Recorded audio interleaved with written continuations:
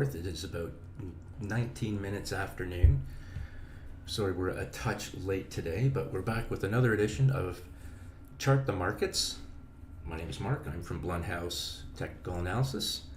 And as we start, I would like to thank our good friends at FEG Token and smartdefi.com for all their support that they've given for these streams, and to BYDFi Exchange, who has been a supporter of mine and ours for quite some time, and I would like to thank them as well for their ongoing support. If you're not on BYDFi Exchange, you should give it a try. It's probably one of the smoothest, slickest exchanges that you'll find.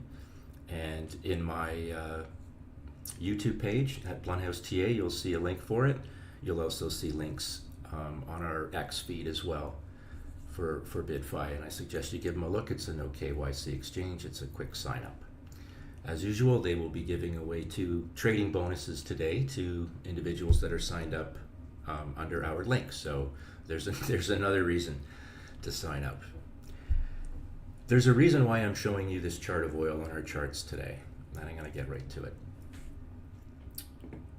We talk about volatility all of the time in this stream. And we also remind ourselves, or try to, why we're here in the first place. Like, why are we here in the first place? We're here because we either just are fascinated with how price moves on a chart. That's fine. We're trying to make our lives better. But we all have a reason, and they're usually good ones. And we talk about how one of the small things I ask is that you take this seriously. Treat it like a profession. Follow the rules that we have, and you'll probably be okay. But one of the things I talk about a lot is blocking out the noise. And we put noise in quotes, right? What is noise? Noise to me is everything that is not on this chart. Noise is bombs falling out of the sky. Noises are politicians that are talking. Noise is private investors that won't shut up because they love the sound of their own voice. Noise are analysts that have opinions. That's noise to me. The only thing I want to do is block out the noise, because there's one truth, and truth is price on a chart. That is it. Now, this is a monthly chart of oil.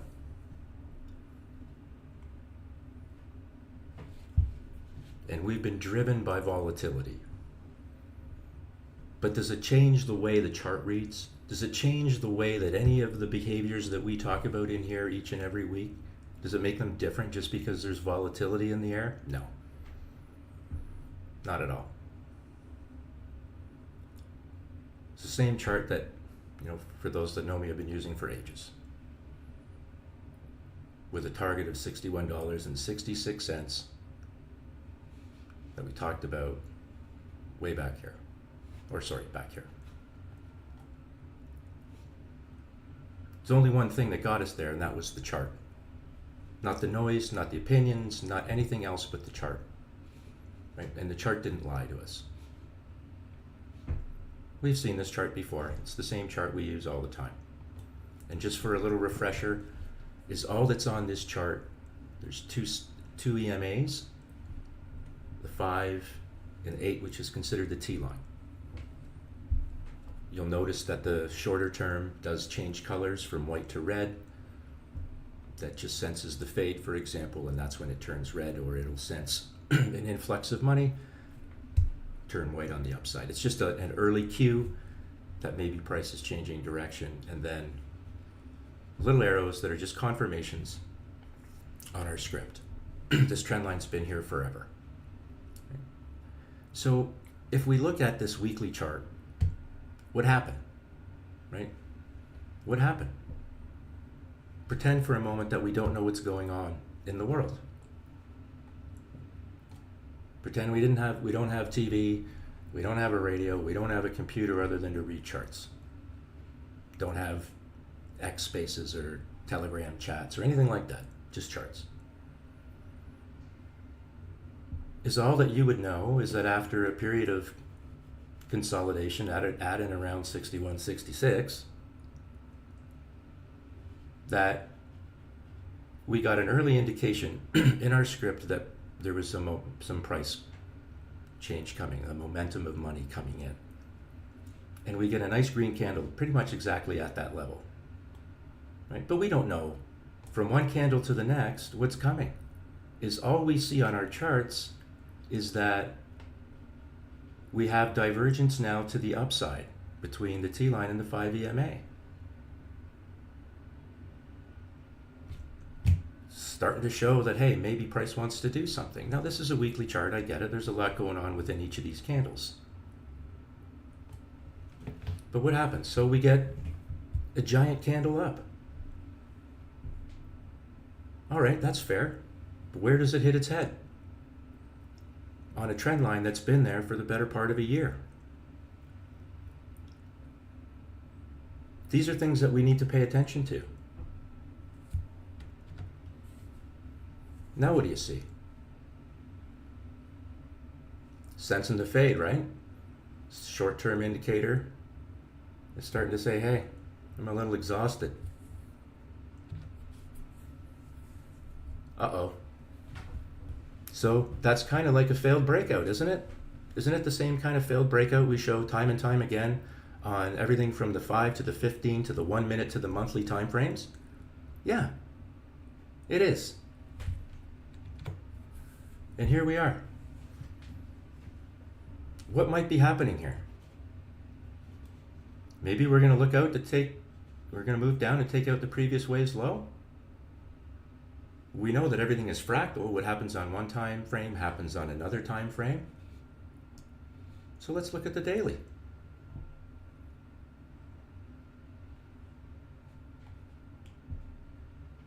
Okay, on the week, this is our weekly move. Here's your buy signal on the daily. Whether you're bullish, bearish, oil, doesn't matter. That's a buy signal. Again, we have no idea what follows the next candle. All I know is that there's divergence between those two levels that tell me my trend has changed, and I have a confirmation exactly at that candle as well. And price just rides up, right? This was our weekly action. On the daily, however, what do we talk about? Points and flats, points and flats. When you see points like that, where short-term averages can do that, that is a massive sucking sound of money. That's what creates that point and pulls it down. Again, I'm not watching TV, listening to an X-Base, none of this stuff. Just reading the chart. This was Friday. That screams short the hell out of this. Just on the daily chart. But why do we do this? Why do we use multiple time frames? So that you don't get hit by stuff you didn't see coming, and to jump onto something before anybody else sees it, so that you get the best bloody seat on the train. That's why we do this, so that you can make as much friggin' money as possible.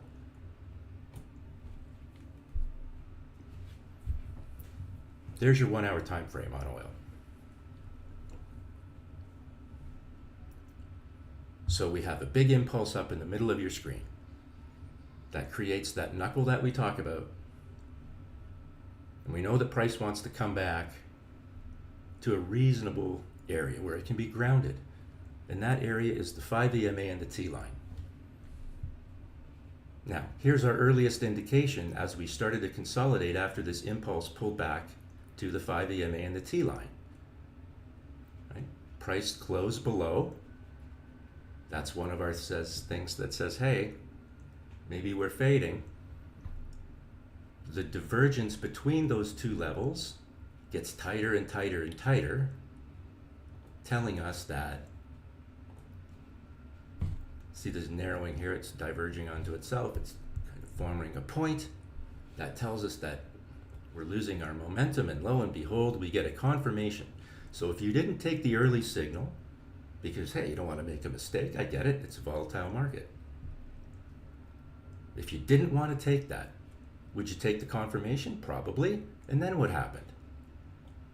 Because the chart doesn't lie.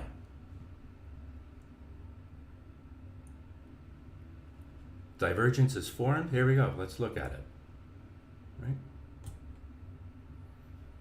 There you see it start to show right on your screen. This is what you would be looking at the close of that candle. There's your confirmation. Is price trading below? Yep. Did you get divergence in here? Did it break? No, it didn't break. Not enough momentum to pull the 5 up through the T-line to break trend. This was just, here's those two equal tops again while you have that divergence there telling you that the trend is still intact down. It was just an opportunity to re-enter your short. That's all. If you got stopped out, for example, or maybe you missed the top, that's a great entry point for a short down. Now we really know what's happening here because we do this all the time in this stream, is we like to show you that, hey, failed breakout, price is going to take out the previous wave's low. Every week we show it.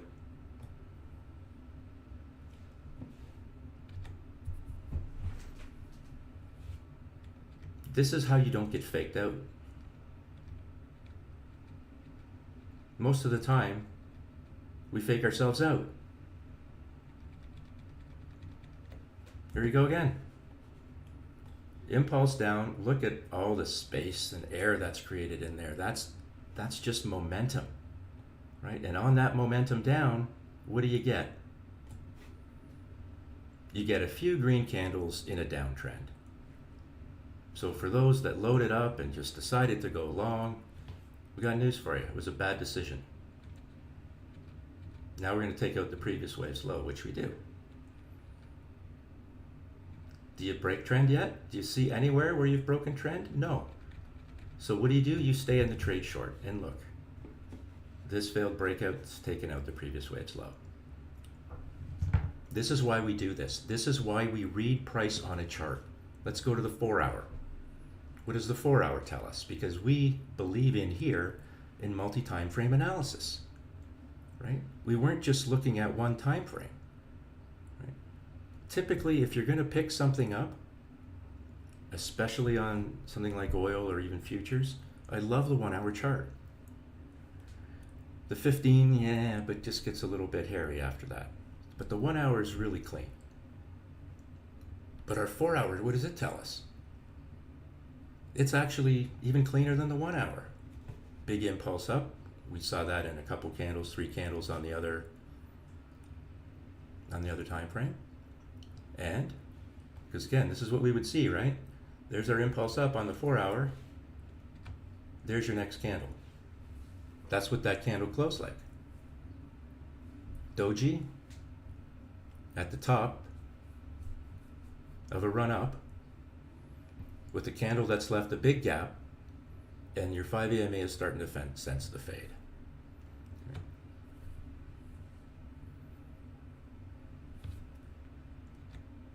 And there you go.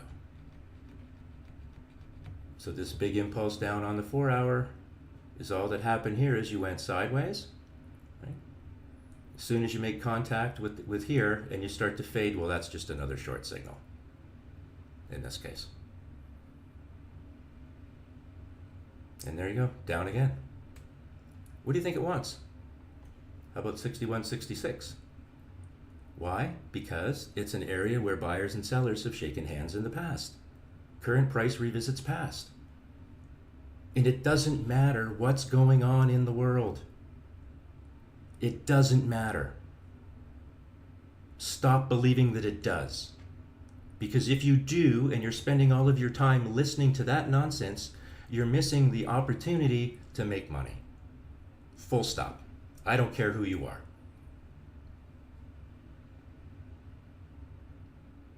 This is your opportunity, not the noise. Is it entertainment? Sure. But there are literally people out there that love to listen to the sound of their own voice. Day in, day out, day in, day out. How about this? Learn how to read price on a chart. Start with that. Because everything else is irrelevant. Because it's not a representation of what money is doing. We care about what money does, not what people say. I do not care what they say. Whoever they are. Ultimately, all that matters is the price on a chart. And if this is not the best example that I could show, I don't know what is.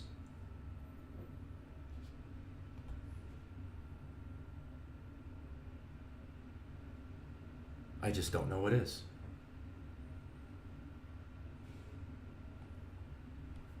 This is, everybody, how many people were on the wrong side? From maybe getting so excited from listening to a space that, my goodness, when all of this stuff in the world is over, boom, up we go again. Maybe, maybe not, but the chart says no, right? The chart says no, and that's all that matters, right? I'm not saying it's going up or down. The chart's saying it's going in a certain direction. When I said it was going to 61.66, I never said it was going to stay there, but I said that's where it's going. Lo and behold, it seems to want it again. But we shouldn't be surprised because look at all the price through there. It could go lower. There's, it could be looking at 60. It could be, whatever. It's just a target. But it's only focus on price. And I can't stress that enough. Like, for those in the crypto space, there's so much to talk about. From technology to rug pulls to preventing rug pulls to this, to that, the other thing. New coins, new tokens, new technology, new layer ones. It just goes on and on and on. But at the end of the day, the only thing that you can focus on is price on a chart. Without that, you have nothing. If we just take off everything on this chart, let's look at something else where there's, what do we know about? What can we tell about what we're looking at? Not a lot, right? Not a lot. Things look very different when we don't have any guidelines, when we have no rails.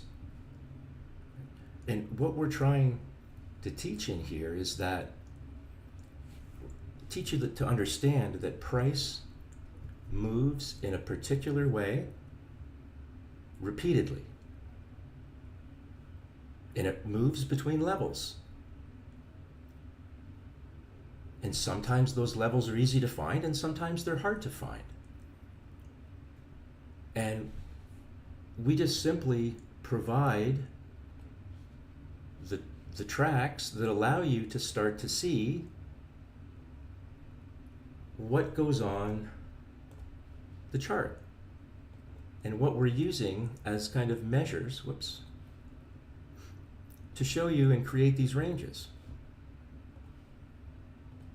So what are we using? We're using past price. We're just using in this case, some simple moving averages. That's it.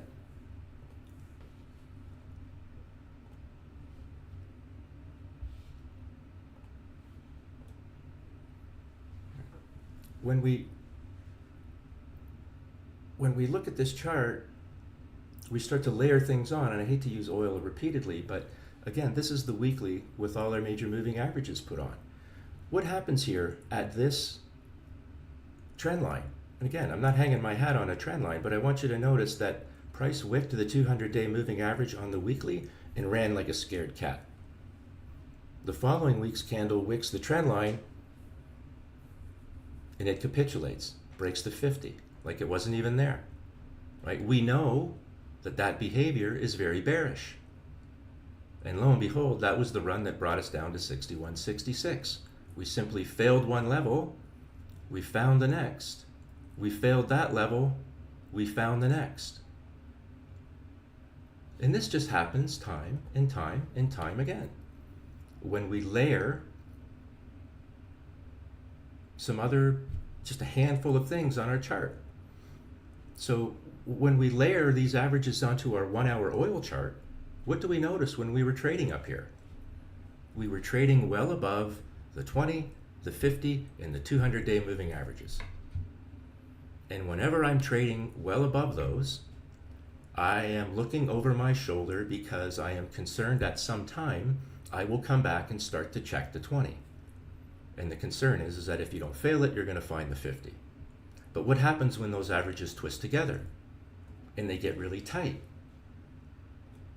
You'll see it here, but you'll also see it here, right? Price broke major moving averages that were twisting together. And whenever you see them twisting together, the move you usually get up or down is significant. In this case, it was to the downside. We talk about the 50-day moving average being light blue for a reason. It's because it's supposed to represent ice. When you break through the ice, it's really hard to get out of the ice.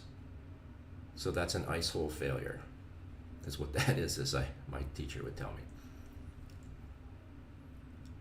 But what did we do? We broke that level. We found the 200. We broke the 200 all the way down to the 5. Failed breakout, take out the previous wave's low. And we're probably going to find the 1,000 hourly.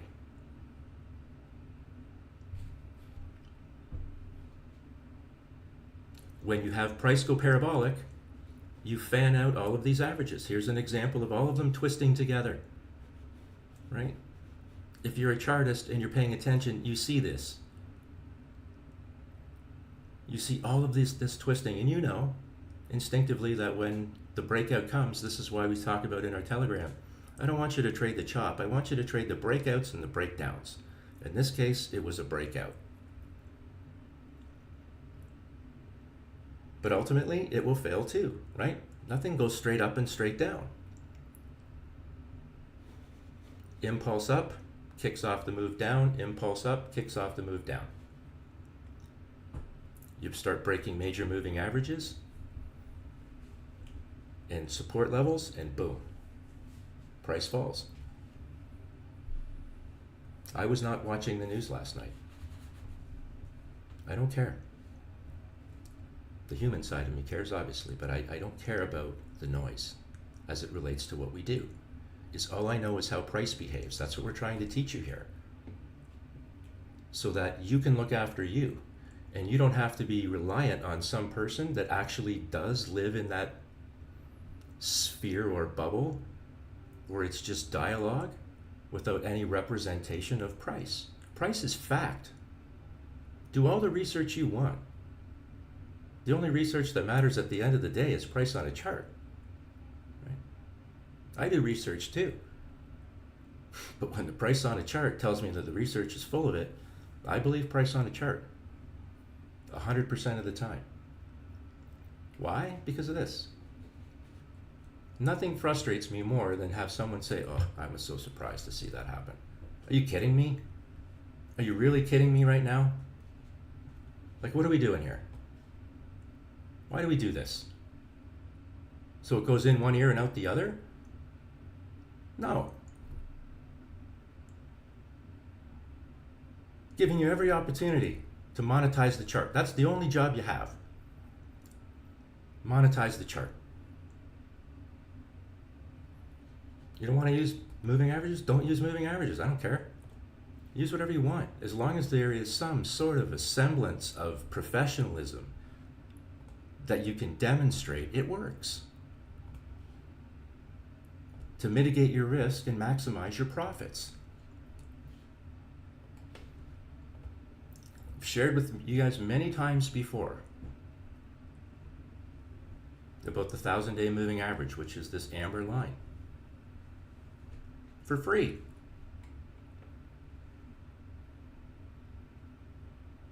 And it was told to me, hey, you want to be the only guy in the room not making a mistake one day? Come with me. I'm going to show you something. A simple major moving average. He showed me the 1,000-day. Yeah, do the math on what 1,000 days of price history is on a weekly chart, on a monthly chart. Basically what it means is that if you can hold it like this, you're probably going to be okay. But when you fail it,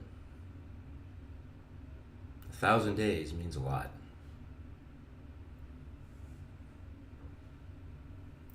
When oil trades above 1,000-day moving average on the daily or weekly for a reasonable amount of time, then I will entertain a trend change. But we are nowhere near that, and this is the daily. This big move up here in an end of times scenario didn't even hit 1,000 days of price action. Tomorrow it could, right? Bond could fall on the wrong side of something and then, price goes up again. That's fine. But knowing what I know or understand what I believe I understand about what this average tells me, when I noticed that it didn't hit or come anywhere near, told me more than anything else on this chart did. And I believe my charts, which is the hardest thing for a technician to do, is to look at your chart and go, wow, that looks batshit crazy compared to the rest of the world, and I'm either a complete and total moron, or maybe we're onto something.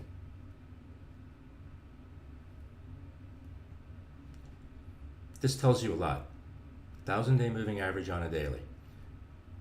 If you hold it, good for you. If you fail it or can't hit it, not good for you. And that's where this is at. And I don't want to beat oil's dead horse, but it shows us in the most literal, visual way possible that the only thing you need to focus on is price on a chart. Everything else is just entertainment value. And the sooner traders realize that, the better off they're going to be, in my opinion. Do you know how much money equal amount of money was lost on this thing than was made?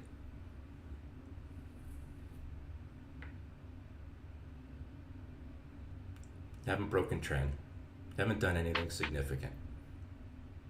Price does not lie. Block out the noise. This is why we block out the noise. This is why we're here. We're here to learn how to read price on a chart so that we can do the one bloody job that we have, which is what? Monetize the chart. That's it. Is that a big ask? No. When you see this, you probably don't want to trade it. You're wasting your time. Breakouts, breakdowns. That's what we want.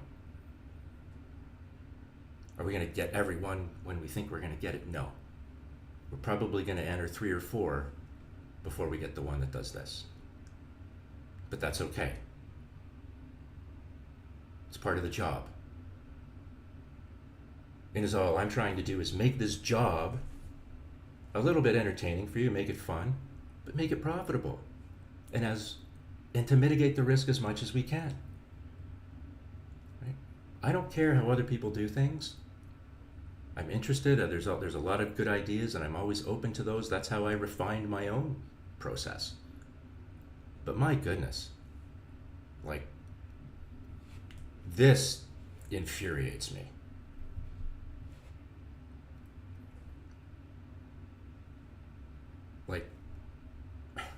I don't know. Message to the whole world: drop your damn time frames down so that you can see past the end of your face. And maybe you won't get caught or hit by something you didn't see coming.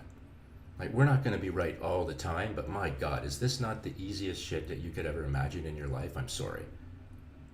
And because we're looking at it on multiple time frames, not only do we get to see the obvious on one time frame, but we get to see it on another, and then on another, and on another, and on another. What do you need to see before you realize that you're on the wrong side of something? I don't get it. I really don't. I was a terrible student. Terrible student. And what did I hate more than anything in the world? Having to do what I was told, like most other people. But even me, I can do what I'm told now. What I don't understand today is why everybody else can't. What are we missing?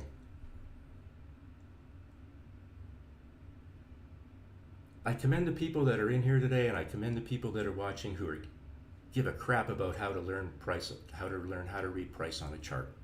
You're doing yourselves a tremendous favor. We do no favors by navel gazing at one another, pontificating about where we think price is going to go because someone said or we believe. Check your ego and your bias at the door. It is not meant to be in front of your screens. Your screens deserve eyeballs and attention. That's it. Everything else does not matter. And it does not matter if we're reading Bitcoin or oil or the indexes.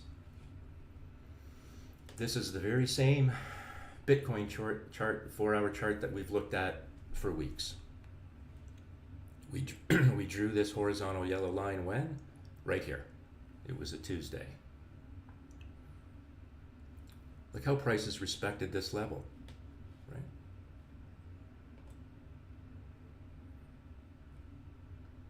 right? Hey, Blunt. Hello, hello.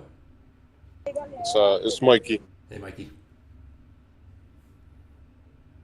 Oh, I just had a quick question, if you could, and if you had the time, could you look at DMC? I'm kind of interested in trading it. High volatility. I'm not gonna lie, but chart is definitely Is it interesting. a crypto chart? Yes, it's DeLorean. Okay. Oh, that's It just launched today. So okay. All right. So there's that explains a lot. Okay. So it does. So here's a great example. All right. This is what. So the system that we've developed will work on anything. Right. So this is a brand new issue, 5-minute chart. You get a buy signal. Well, here's your impulse down, and you actually start to get an early warning that price might want to move higher, and it does.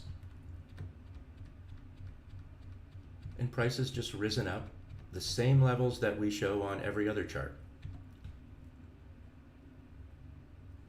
So Mikey, where do you enter? You can enter here safely, that's your confirmation, or you can cheat a little bit.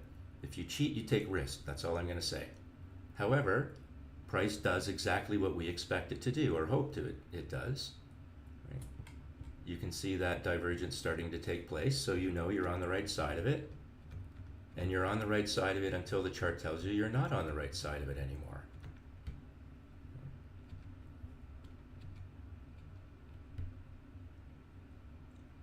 Was this any more difficult than what we just looked at with oil? No. But nobody's bombing anybody in this scenario. We're not worried. We're not talking about the most valuable trade in the world each and every day. This is just a crypto project. But lo and behold, the same logic applies. What is so hard about this? Right? Like, you take these trades and you ride them until you can't anymore, right? Like,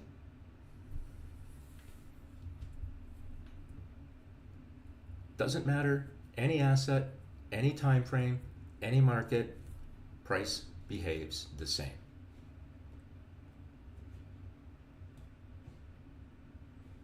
That's a real nice trade. Where does it go from here? I don't know, man. Let's I don't have enough volume yet. We just do what we're told, right? This is still in a bullish uptrend until it's not. So a nice little chart for the small amount of time that it's been there, right?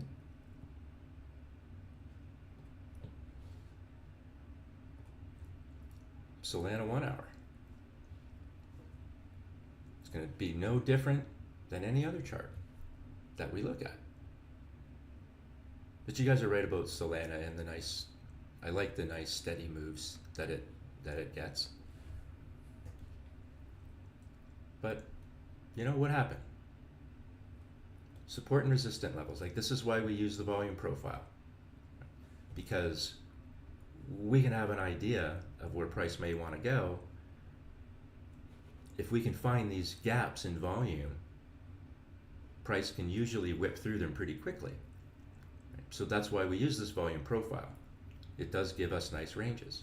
So if Solana doesn't break out here, because you can see that it's using the upper value range as resistance right now, if we don't break out, are we susceptible to falling into this gap and then potentially looking for the point of control again? Yeah, that's a possibility. What's the upside? The upside is you break out. Of course, if you break through this, assuming that you do, you're looking to take out the previous wave's high on this time frame. Here's what that'll look like on the 4 hour. And it helps us provide context, right, to what we're looking at. As we make a decision, we're looking at several time frames. So on the 4 hour, boy, if we can break these wicks, not only are we going to be looking for this previous wave's high, but it puts us into a volume gap with the point of control that would be a target. Make sense? Yeah.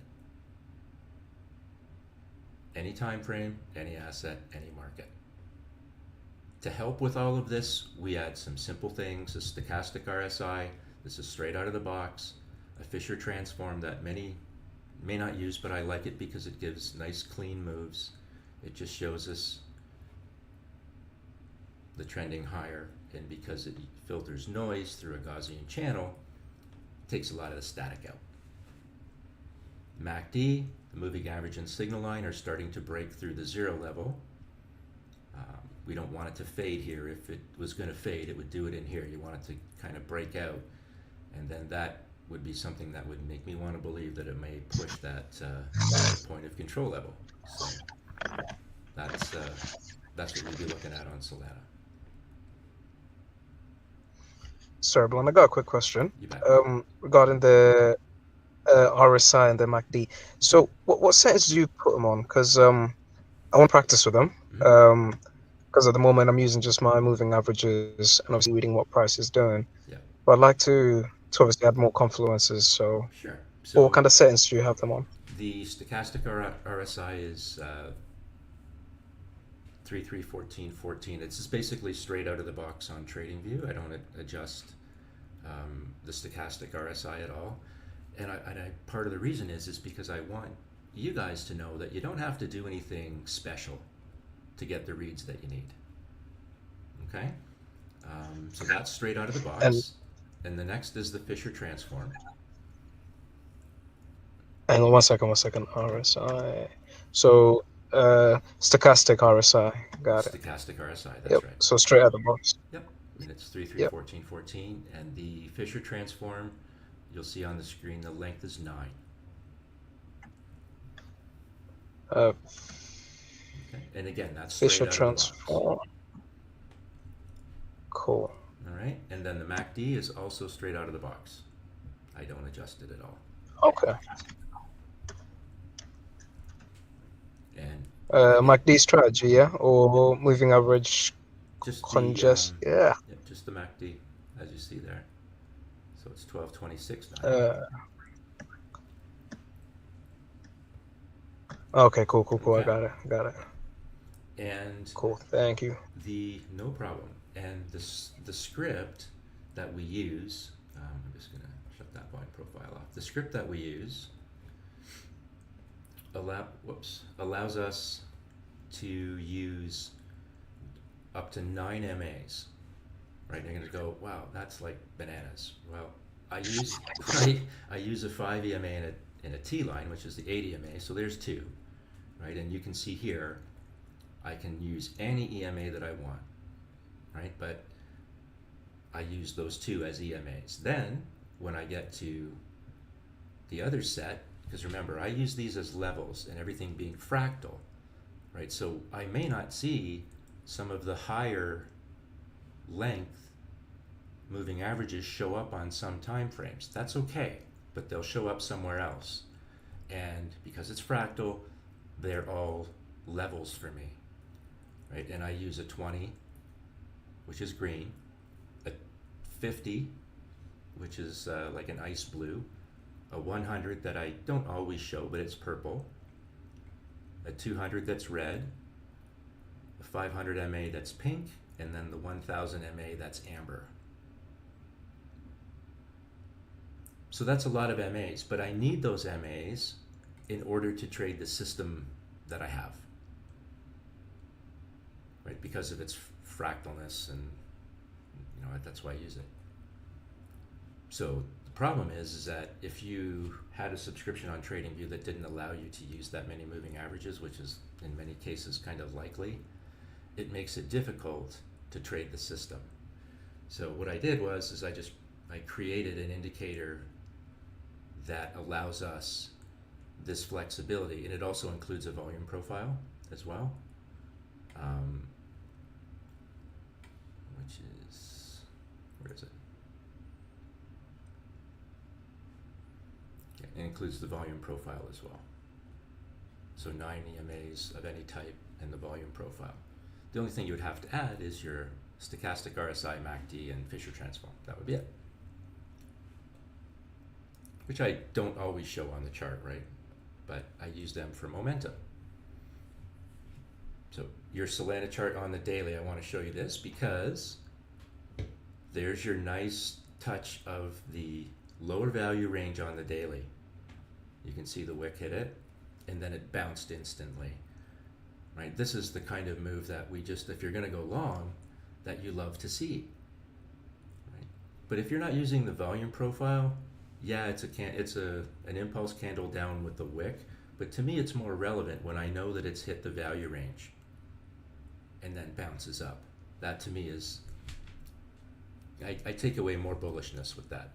And this candle, what does it want to do? It wants to get into this volume gap, but yet we still have not created enough momentum to pull this 5 through the T line, which would be one of the contributing factors to kicking off a buy signal. So technically we're still in that down channel.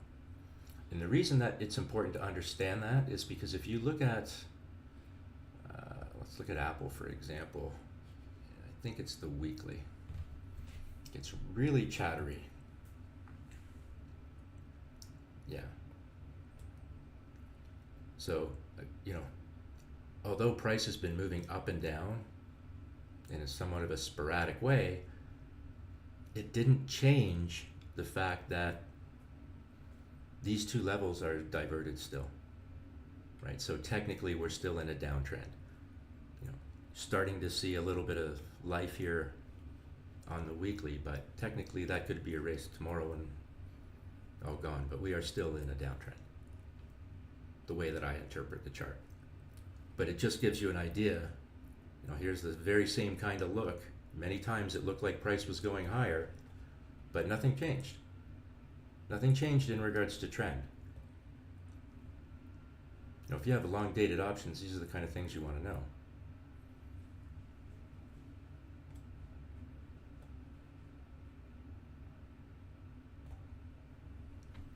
What might price be looking for?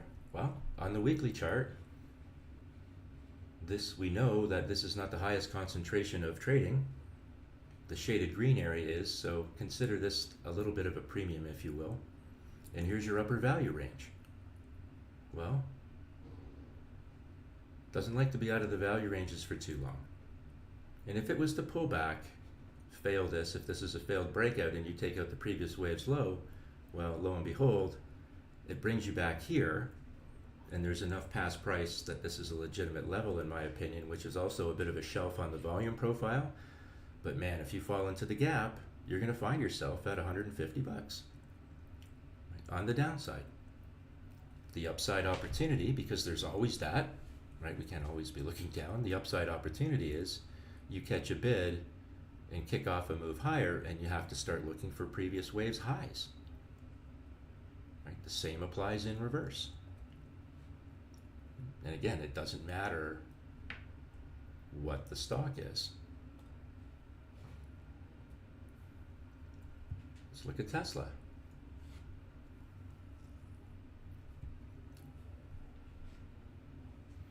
So here we are with Tesla.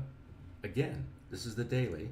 This is the lower value range on the volume profile showing you some support. Where's the resistance? Same level at the top, upper value range. It's hard to see the thin green line because literally price is sitting on it right now. But here's this impulse up that's created this gap, just like it did back here, and what happened? It closed it, came back to these levels, and then faded. Could happen again. And what happens? This is a gappy area, so you fade that. That's could be problematic, right? It's just a matter of current price revisiting past. So if we just flip on some shorter term averages, we want to know on Tesla what we could be looking at.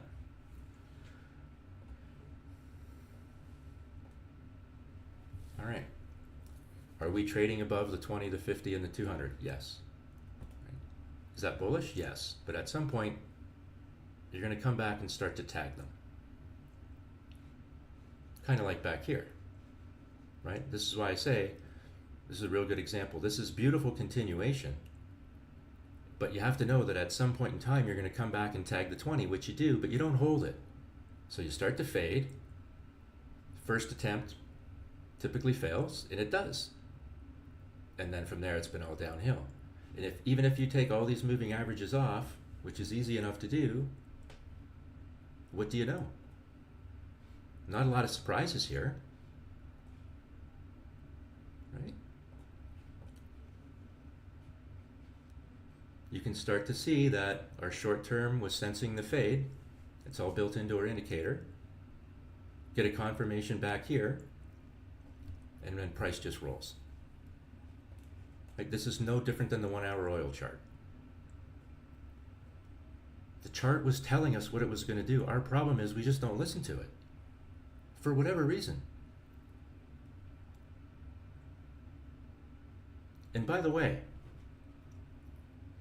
would you buy anywhere in here? Not unless it's for a very short trade. Why would you not buy in there? Because the chart's telling you you're in a confirmed downtrend. And when you're in a downtrend and price is falling, do you want to be the guy trying to catch it? No. Let it fall. It's one of those buy the dip scenarios, right? Buy the dip, buy the dip, buy the dip, buy the dip. Think about this. You know, this is what buy the dip looks like, by the way. And while you're buying the dip on the way down because you want price to go up one day, is this dead money? Yes, it's dead money. You don't want dead money. You don't want dead money. The only trade here was short. And don't tell me that, I want to accumulate. Okay, well then you accumulate at a base then. How's that? Go ahead, knock yourself out. But don't accumulate as stuff falls up a waterfall. That's insane. But for some reason, the world is convinced that that's the thing to do. I don't know who did that. It certainly wasn't me.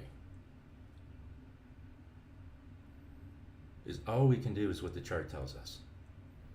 Now, here's another example of stuff that just seems irrational and unreasonable, right? Everybody wanted to try and short layer at the top and probably lost their shirts doing it.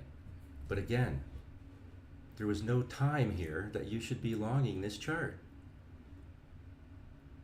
Now, there's your first buy signal, and I don't think it's going to last. How do we know? Well, let's shorten our time frame up. That was our top.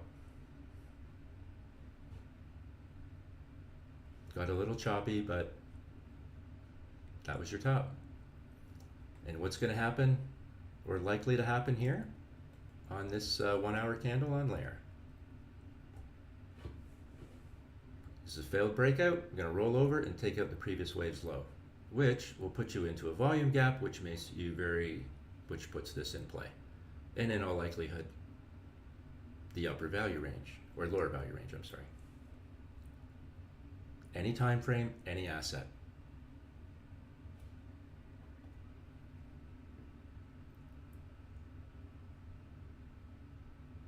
Any other questions?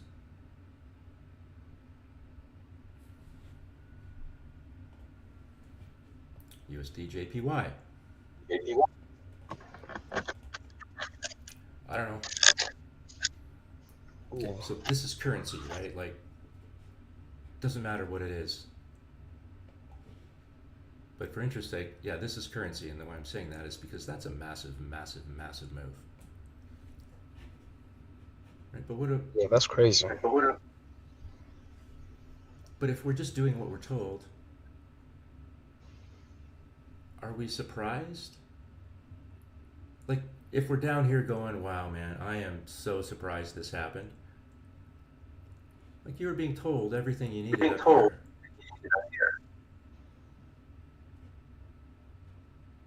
This is not hard to do. Like, when I come in here and I tell you that I want to simplify things for you, I'm not kidding. I'm serious. But simplified and effective. Like, let's say that you took this long, right? When you had that signal, let's say you took the long. Would you get stopped out? Probably. Is that okay? Absolutely. Why? Because you're mitigating risk, and that's what we want you to do. Right? You probably, you could have entered in here and you would have put a stop somewhere, probably along the bottom of these candles somewhere. And eventually you would have been stopped out. And that's okay, like I said. Quite often, I end up getting stopped out 3 or 4 times before I catch the one that I want. But there's no mistaking what you saw here. Right? You have no idea what the next candle brings. You have to rely on your chart. Okay, buy signal. Do I take it? Sure. Price rode up. Just like it did on all the other charts. There's your gap up with the impulse that's going to do what? Bring price back down to a level that it can ground itself. Those were just 3 red candles in an uptrend. Right? Now this is where it starts to get interesting. I don't know if there's anyone who's played tennis, but when you're serving and you throw the ball in the air, there's the split second of time where it's just sitting there. Right? Just sitting there up in the air. That's this candle. Just hanging there, and you know what happens to it.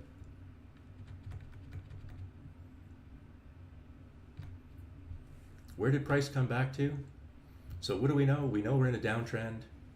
We know we can stay short. We know we can stay short. That would have been a target. We would have said, okay, let's see what happens when we get back to the upper value range. It didn't hold. Right back to the point of control. And doesn't hold that. So what do we start to look for? Current price revisits past. This is looking for this in here. It's going to take out the previous wave's low and ultimately might look for the lower value range on the volume profile. And then as a simple layer, just another simple means of efficiency, let's add, where's the 20? Because I want to know where the 20 is, and the 50, and I'll just go with the 200. So what did I learn? Well,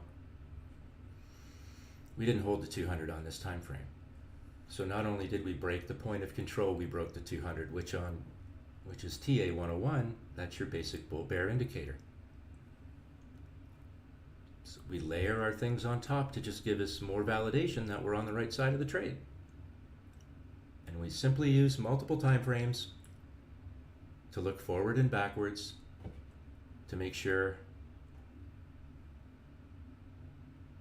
that trend is still going to hold. What do you see on this 4 hour? Blew everything, the 20, the 50, and is resting on the 200. We'll see if it holds it. It would be normal to expect price to want to bounce up to meet the 50 and the 5 EMA, but it seems hesitant to even do that, at least at this point. It could be a situation where this is your impulse down, and then you go sideways along the 200 for a little bit to get back to time and price will come together, you'll meet the 5 EMA, and then potentially drop, just like we showed a few minutes ago, which literally looks like it's happening as we speak. So 5-minute chart, price behaving any differently? Do the rules that we have still apply? Yep. You know this is your point of control, you know this is your upper value range, and you know this is your lower value range. Instinctively, you know that there are gaps on either side of these levels that can create up or down movements with some speed. This failed move is looking for what? The previous wave's low. If it doesn't get a bit there, it's going to look for this low, and so on, and so on, and so on. In fact, when we shorten up our time frames, we're probably going to find it's all within one candle.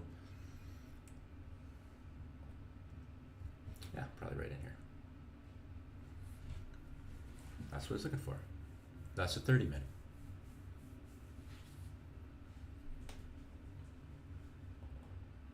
Do our momentum indicators, like is our stochastic RSI still looks a little bit bearish?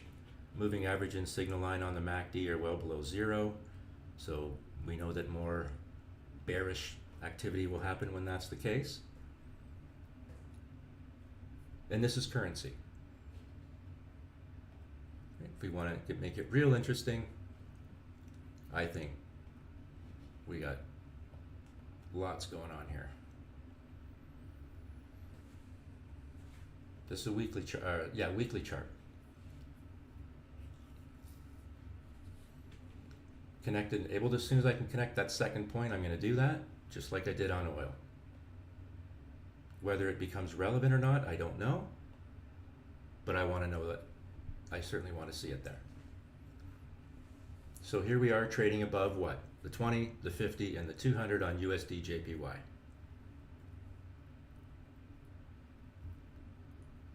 We pull back, right up in here. We hit that resistance, which is very cute, and then just right to the penny. Our 5 EMA shows us the fade, right? It says, hey, there's money leaving, FYI, early cheat code. There's your confirmation. Price breaks the 20 and the 50. First attempt at the 20 MA. First attempts typically do what? Fail. If this failed breakout continues, what's price going to do? Take out the previous wave's low. And there's the 200. Break one level, find the next. Break one level, find the next. Price is looking for the 200. If it doesn't catch a bid and continues to fade, it's going to look for the 200. And by the way, did you get a break of trend in these green candles? No, they're just green candles in a downtrend. That's all they are. This divergence between here has never broken. This is the point of control, right? It's like the ground for past price. It acts as a magnet for current price.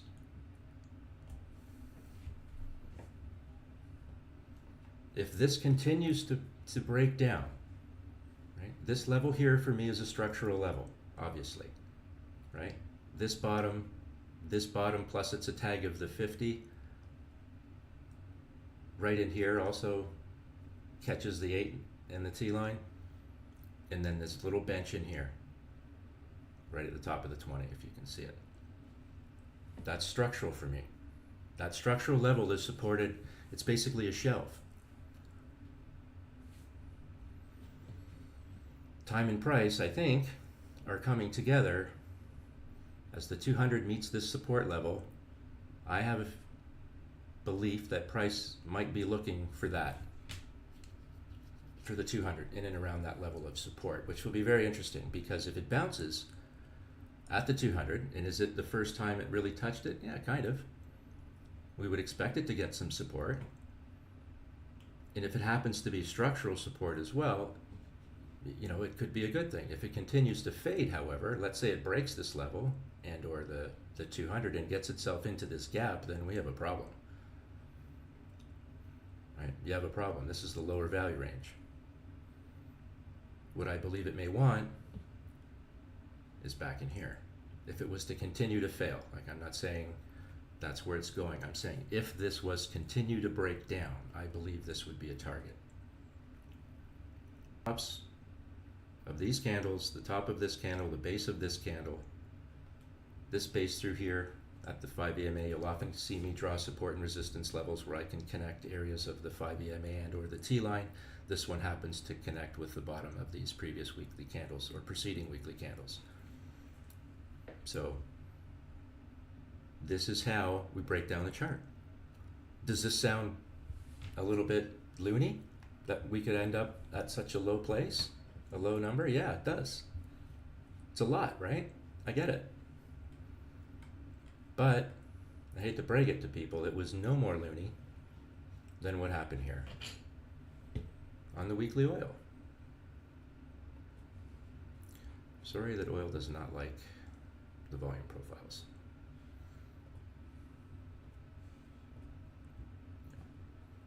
At $95, to tell people it was going to be 70 before it would be 100 sounded pretty loony too. But it wasn't. Price can often do things that we don't expect it to do. You've heard the expression, oh, you'll never see price this low again. Want to bet? Right? Want to bet? Let's look at the 10-year. 10-year Treasury.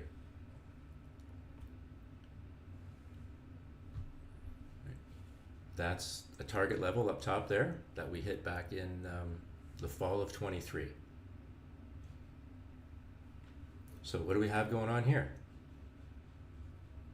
Is this going to be a failed breakout? So you failed the 20. Are you trading above the 20, the 50, and the 200? Yes. And I'm using weekly charts because they take out a lot of the daily noise that's volatile. But yeah, this is starting to look like a failed breakout. Price broke the 20. It's looking for the 50. If it doesn't hold the 50, fail one level, find the next. You'll be looking for the 200, and time and price will come together. Where might that be? Well, we start looking for structural areas, right? Areas where we can line up past price and liquidity. And quite often, those will be the areas where you find time and price, time as in the average and price as in the candle, will meet. But it's just simple layering. Right? Start with a volume profile and those two EMAs, and then layer the other stuff on top of it. Let's look at the S&P 500. This is a weekly chart. So we're kind of in that all-time high range, right?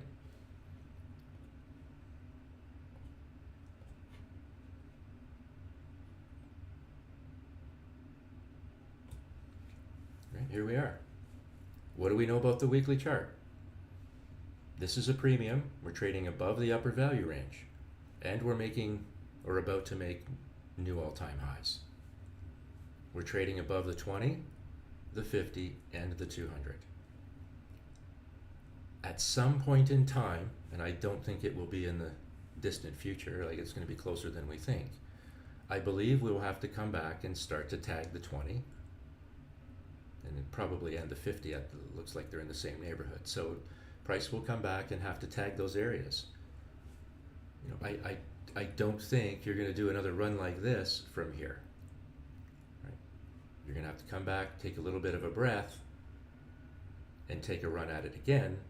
Or the flip side of that coin is you break the 20 and the 50.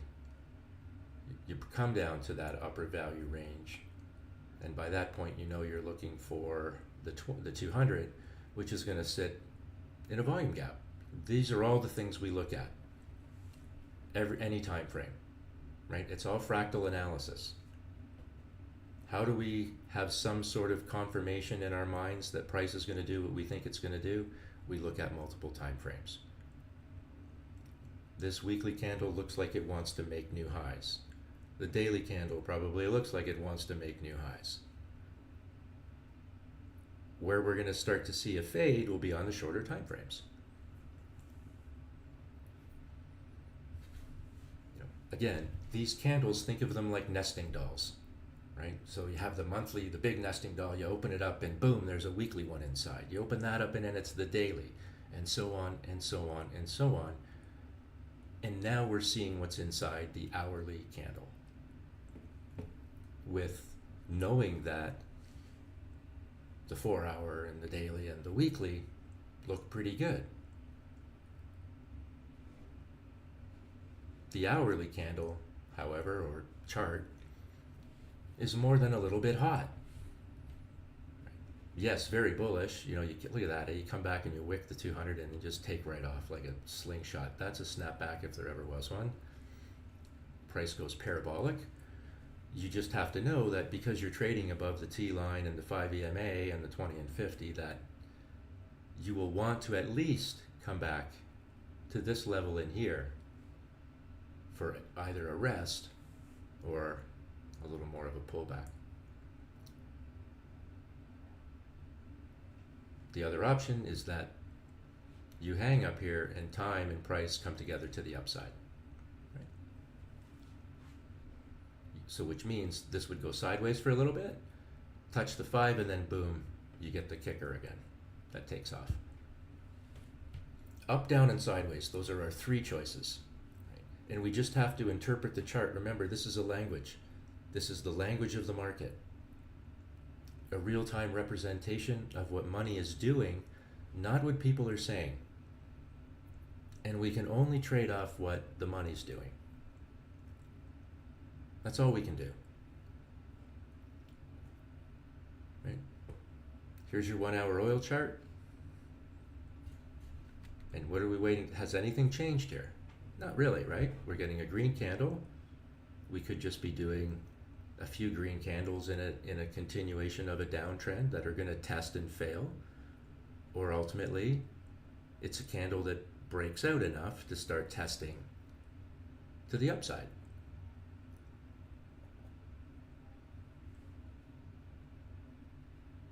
And we use these same indicators to try and see if, hey, are we going to get a momentum move? We can only work off the candle that's in front of us. We don't know what comes next. Our job is to just increase the probability of making that safe, profitable trade. That's all we're trying to do. But there's no excuse for us to not know, see this coming. On Friday, by the way. So you had lots of time to get your orders in if you were to be so inclined. The point is that you had lots of time. It could have easily been a Tuesday.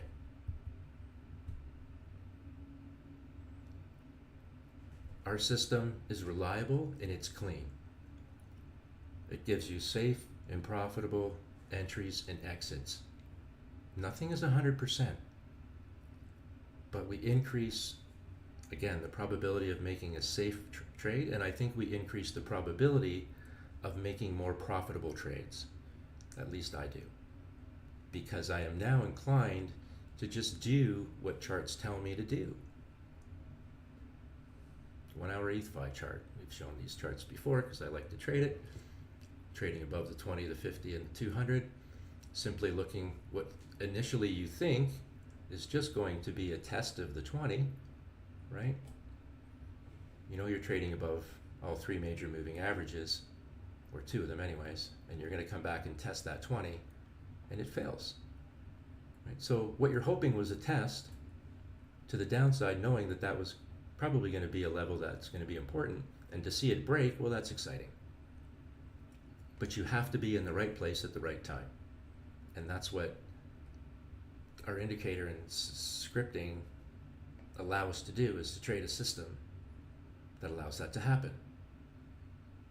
These are monster trades, by the way, when you make them. And again, it's not that hard. Even if you were to wait for this impulse candle down, are you complaining that you gave a little bit away up here when you're down here? I don't think so. I pretty much know that you're not. Any time frame, any asset. But there is literally no excuse for anyone who comes in here to say, I didn't see that, right? Or I did the exact opposite up here, right? Like, I don't get it, right? The chart doesn't lie. The chart is our eyes, our ears, our nose, our everything. But what is important is that you can't have a bias, right? The market and the chart doesn't care what you bought, when you bought it, who you bought it from, market conditions of what you bought it under, or the personal things in your life that may or may not be going on that want this trade to work out so bad.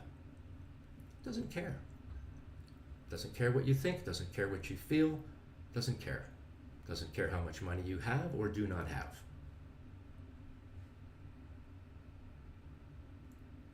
The market told you here that it was indecisive. The market told you here that I think I made up my mind. The market told you here that I've absolutely changed my mind. It's as simple or as complicated as that. I don't care if you are trading out of your mother's basement or in a glass ivory tower. The market doesn't care where you are or who you are. But if you have an ego, it will kick you in the teeth.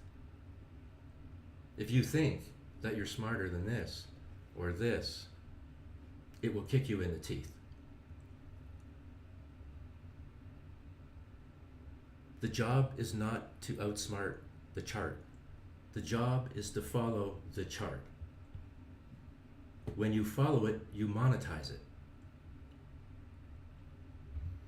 And I'm not suggesting that each and every time you get to your screen, you're going to see it at this point in time, unless you're setting alerts for yourself, which is highly suggested. It could be here.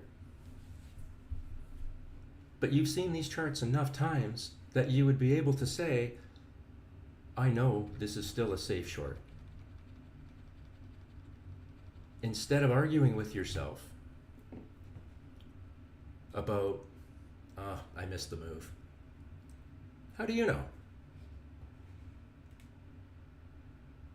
There, let's take that same candle again. You're saying to yourself, oh, I missed the top. Now I'm getting in down here. It looks like a double bottom. I missed the move. And I know someone's going to say that about the double bottom. And this is why we learn how to read price on a chart, because if you knew how to read this chart, you would know that that is not a double bottom. That is a continuation of a down move, just waiting to eat your money. And hey, you would have given it to them on a nice silver platter with a silver fork, spoon, and napkin along with it. The chart doesn't friggin' lie. As long as that divergence is there, you're in a downtrend. And there's absolutely no reason at all to try and long it other than you're looking for a minor trade, because the trend is down. And it's down until it tells you it's not. Be indifferent to price. That is your best defense. Become indifferent to price. If you really need price to go up or down, then there's something wrong. What you need to do is just monetize the chart. Take trades long and short if you're comfortable, whichever it is. But there will be no excuse to never, ever, ever not be able to make trades, because you'll be comfortable shorting and you'll be comfortable longing. And you'll know when to stay out of chop. Breakouts, breakdowns, don't trade the chop. And we make it as easy as possible to do that. And we show you where the money is and where the money isn't, so that you have an idea how to structure yourself, so that you can see opportunity visually on the chart. Right? This is still a bullish move, yes, but you can't help but see this big volume gap on the right hand side of that chart. What does it look like on the 4 hour?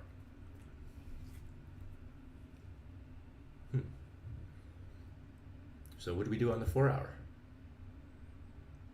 We broke the point of control, which is actually a bullish thing, which makes us wonder, hey, do we want this up in here?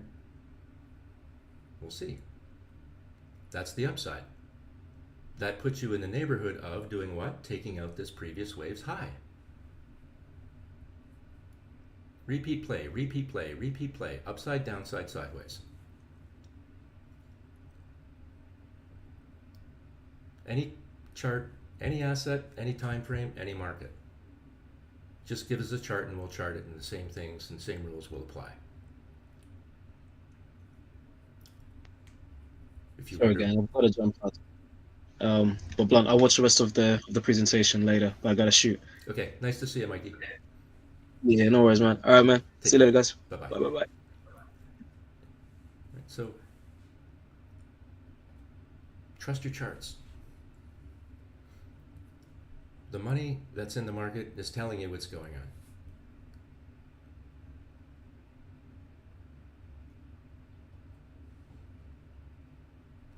It's all here for you. It's just a matter of understanding what the rules are, and putting them into play, and mitigating your risks. You know, and if you can do that, you're going to be okay.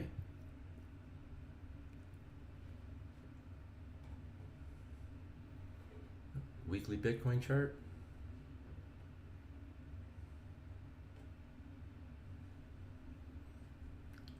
Are we running a little more than hot? Yeah. But it's still a bullish chart. Do we have some resistance levels that we can look at? Yeah, we do. Or use them as targets. To the downside, do we have some targets? Yeah, sure. Lots of them. Right? You know, if this thing doesn't hold and you're kind of in that gappy, unconcentrated area of volume, it could be problematic on the way down. Or this is just another slight retrace and a move up. Up, down, or sideways. Those are, again, our three choices. But price will be drawn eventually back down to these levels because it's just too exuberant. And that's the part that sometimes is hard to look at, because when you do, it's like, wow, that looks like a long way. And quite often it is. This is the contract for the Dow, the weekly contract, or the weekly chart rather. Where did it flee that? Right off the lower value range, bounced around the point of control. A nice run up off of the shelf here. And it's been essentially up ever since. The pullback even came, that big pullback that we got in March, right to the upper value range, and then bounced. What do you think price is looking for? It's trying to take out the previous wave's high.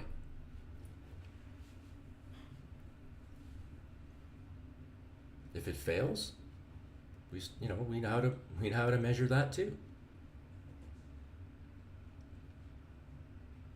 So this is interesting times, right? But it's, although as interesting as it is, the chart does not lie to you. And how price behaves on the chart, regardless of what's going on around us, does not change. Again, this is the monthly oil chart. Right? This is the trend line that we've seen on all the other time frames. We wicked, but could not hold it. Also wicked through, which would be the point of control on this time frame, I think. And where are we trading? Below the 5 EMA. And we've actually came down as low as 61 again today. Or this month. The chart is telling us on the monthly that we're still bearish. It's telling us that on the weekly, and it's telling us that on the monthly as well. Again, with what's going on, this could all change, but the chart will tell us. The chart will tell us.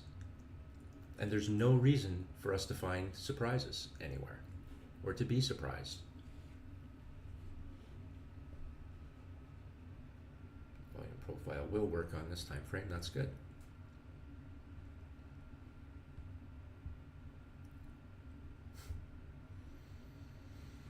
It's the upper value range where it failed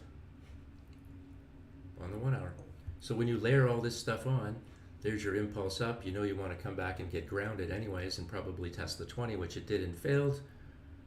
Failing not just that, but the upper value range on the volume profile. And you know that when you're doing that, it's sliding into a gappy area, which you can see that's all of what this is. And price sunk like a rock. So let's remember why we're here.